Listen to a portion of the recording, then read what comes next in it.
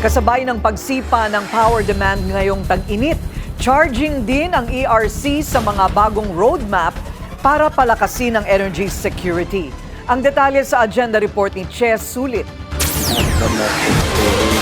Sa Economic Journalists Association of the Philippines Energy Forum 2026, sinabi ni ERC Chair Francis Saturnino Juan na babalikan nila ang existing reserve requirements ng grid.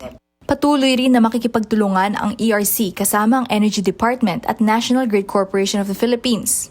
Ayon sa ERC Chief, layo nilang magbukas ng ancillary services para sa mas malaking battery storage. Sa tulong nito, mas makakasiguro daw na magkakaroon ng reliable transmission ng kuryente at maiwasan ang pagbagsak ng grid.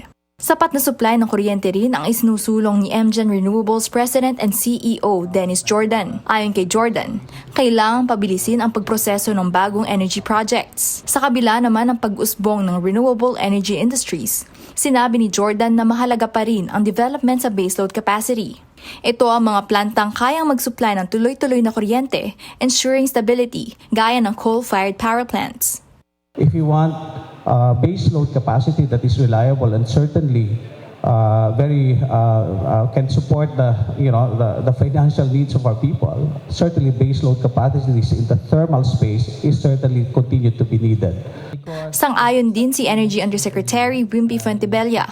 Anya, hindi lang transition kundi pag-maximize ng resources and resilience ang kailangan ng bansa sa panahon ng krisis. Yung capability natin na i-encourage yung demand side. Kasi meron tayong own use, net metering, interruptible load program, directly connected customers, etc. And so, masyado pang maraming pwedeng gawin. Even financing institutions will have to look at it. Para naman kay former DOE Undersecretary Jay Layug, oras na rin para balikan ang ilang probisyon ng Electric Power Industry Reform Act of 2001 o ang IPIRA. Anya, kailangan ng palakasin ang powers ng DOE at ERC para mapabilis ang pag-upgrade ng mga transmission system. A lot of things we can improve on IPIRA, but the good news there is we've been able to diversify already and expand the ownership of generation companies. Hindi na tayo reliant on the government. Ayon sa key industry players at stakeholders, oras na para makamit ang isang resilient energy sector na matagal nang isinusulong sa buong bansa.